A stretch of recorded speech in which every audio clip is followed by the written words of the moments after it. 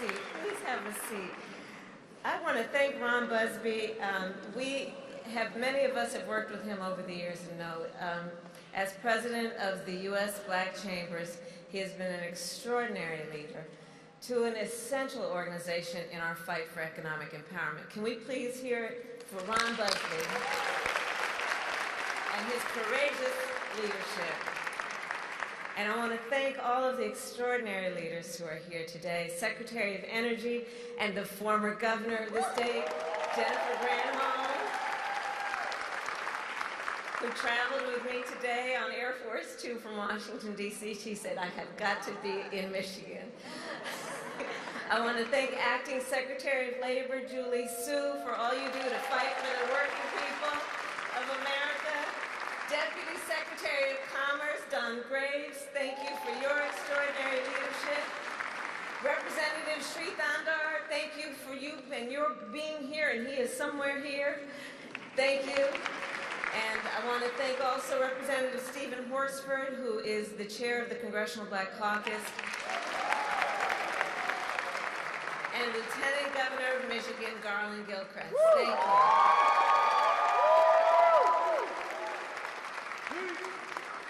So, Michigan, you know, I believe that America's economy is powered by the ambition and the aspiration of her people.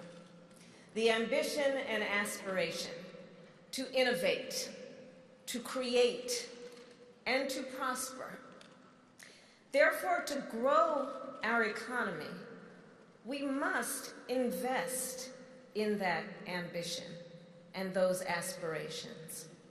I believe every person in our country then must have access to the opportunity to compete, to succeed, and to thrive. The ability to achieve what I call financial freedom, which means having enough not just to get by, but to get ahead.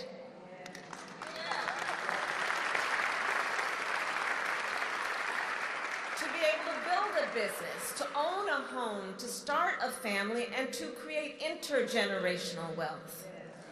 Which is why over the past 3 years, the President and I have invested now trillions of dollars in America's infrastructure, in clean energy and a clean energy economy, in manufacturing, and in supply chains. Our work is also guided by the understanding that there are certain communities that have faced historically and currently profound obstacles to acquire that opportunity. And I'll tell you, over the last 3 years, both in the White House and at the Vice President's residence, where I live, I have convened Black entrepreneurs from around the country to solicit their advice and leverage their expertise as to how we can have the greatest impact with the billions of dollars that we are investing, and to identify the challenges they face in building financial security and wealth, including disparities in access to capital and lending, disparities in home ownership and access to government contracts, to obstacles like student loan debt and medical debt. President Biden and I have invested hundreds of billions of dollars to address these disparities. And I launched then this national tour, the Economic Opportunity Tour, to bring together entrepreneurs, business owners, and community leaders, together with representatives from the United States Departments of Commerce and Energy and Housing and Labor and Treasury and the Small Business Administration, and the Undersecretary of the SBA is with us as well, to make sure founders and families have the information and assistance to access the resources they need. For example, on the subject of access to capital, we all know Black entrepreneurs do not lack for ideas or ambition, but often lack the capital that is necessary to turn an idea into a thriving business, to invest in inventory, hire employees, to scale up, In fact, Black entrepreneurs are 3 times as likely to not apply for a loan for fear they're going to be turned away from a bank. So 2 years ago, I founded the Economic Opportunity Coalition, a group of 31 companies and nonprofits, including, for example, the Bank of America, MasterCard, and the Ford Foundation, that are working currently to invest $3 billion in community banks. Banks which we know are uniquely designed to serve minority and women entrepreneurs. And this builds on the work that I did when I was the United States Senator in 2020 to invest $12 billion more in our community banks. Thank you. And understand, this work is helping Black businesses receive loans not only for thousands of dollars, but for millions of dollars. For example, I am proud to announce we are investing $100 million in small and medium-sized auto supply companies, many of which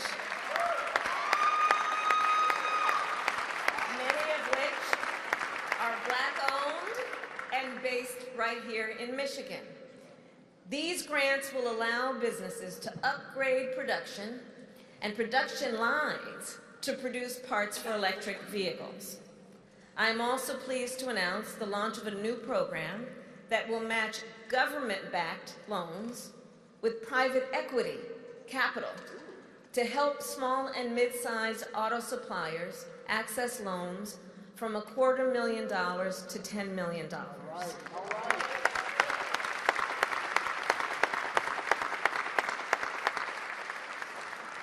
The strength of America's economy is also based on the strength of America's supply chains. We all learned that in the pandemic, if we weren't clear before.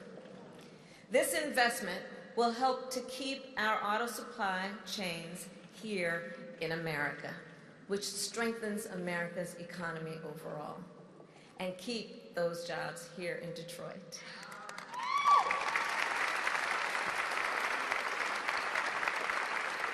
We are also expanding access to government contracts.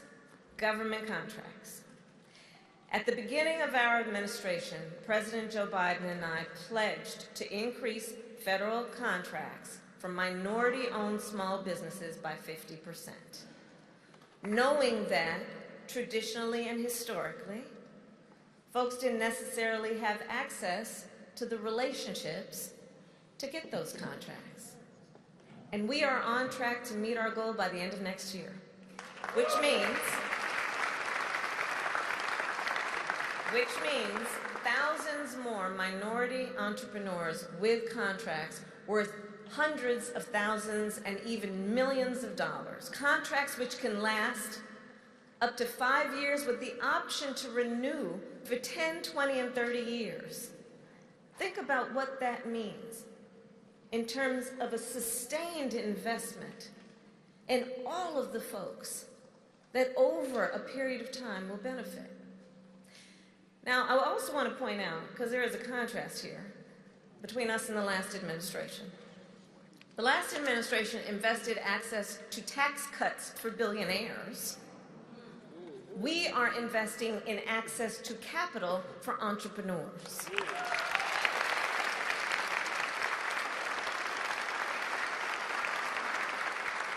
And this work and our overall perspective is that we must understand that if we want a great return on investment, we must understand the natural resources that are available and then see that and invest in those resources.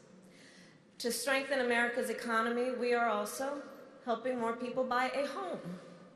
Home ownership is one of the most powerful engines of intergenerational wealth. It builds equity, which can help pay for a child's college education, or provide equity that then can be used as startup capital to start a business.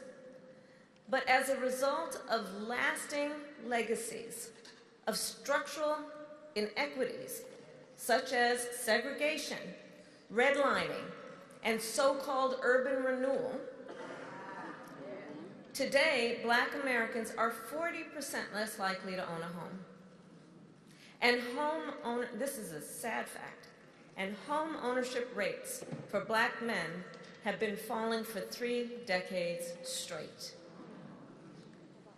We've got to do something about that. So to help address these disparities in our budget, President Biden and I outlined a blueprint to provide folks who are first in their family to buy a home with $25,000 toward a down payment.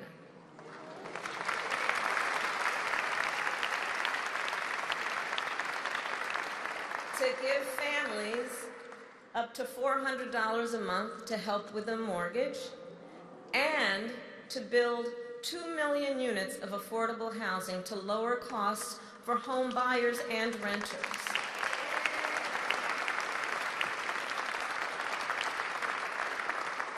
We are also calling out and addressing the issue of racial bias in home appraisals. We all know the stories. We've heard the stories.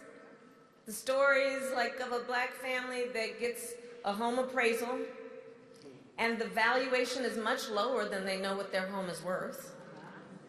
So they get a new appraisal, only this time they replace their photographs with photos of a family friend who is white, and they ask that family to bring in the appraiser. And the new appraisal is much higher. We've heard those stories. Today, I'm proud to report that we have made it now easier for more homeowners to appeal home appraisals, and we have reached a commitment that all licensed home appraisers be required to complete racial bias training.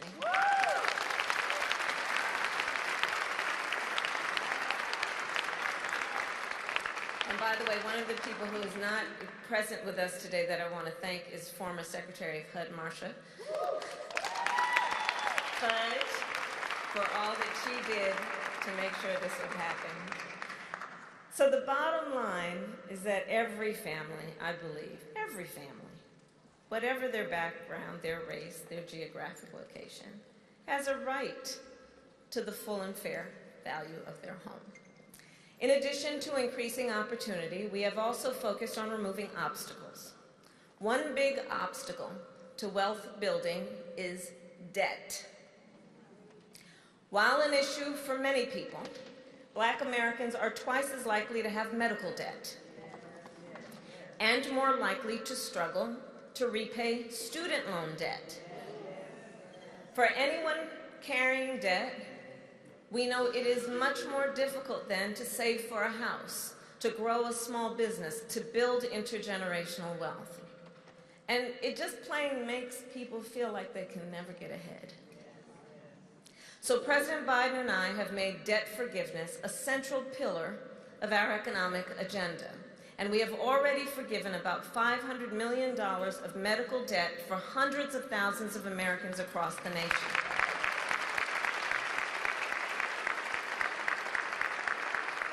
And in Wayne County, Michigan, we will forgive an additional $700 million of medical debt for as many as 300,000 people.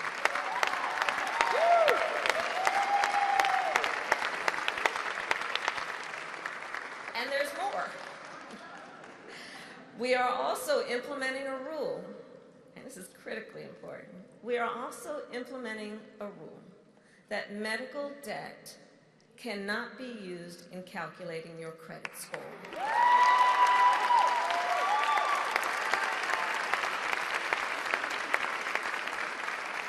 Which means medical debt cannot be the reason someone is denied a car loan, a home loan, or a small business loan.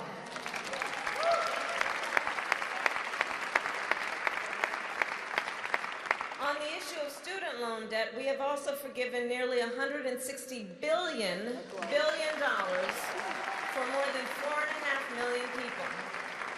On average, more than $30,000 per person and $70,000 for our public servants like nurses, firefighters, and teachers. And God knows we don't pay them enough as it is.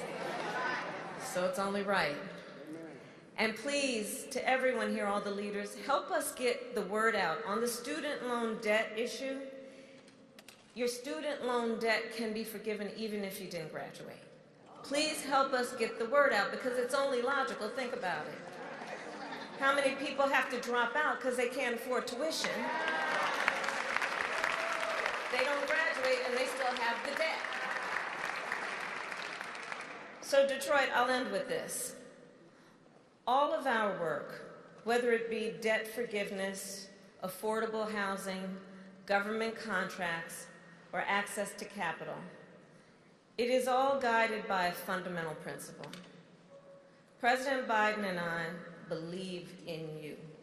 We believe in the people of our country. And so we believe that it is a great return on the investment to invest in the people of America and to invest, as we have discussed today, in your business, in your financial security, and your wealth. And this approach is working. Since taking office, we have seen record Black small business growth, and we have created more than 2.5 million new jobs for Black workers. And since 2019, Black wealth is up 60%. So President Biden and I are clear. These are not only our accomplishments, they are yours.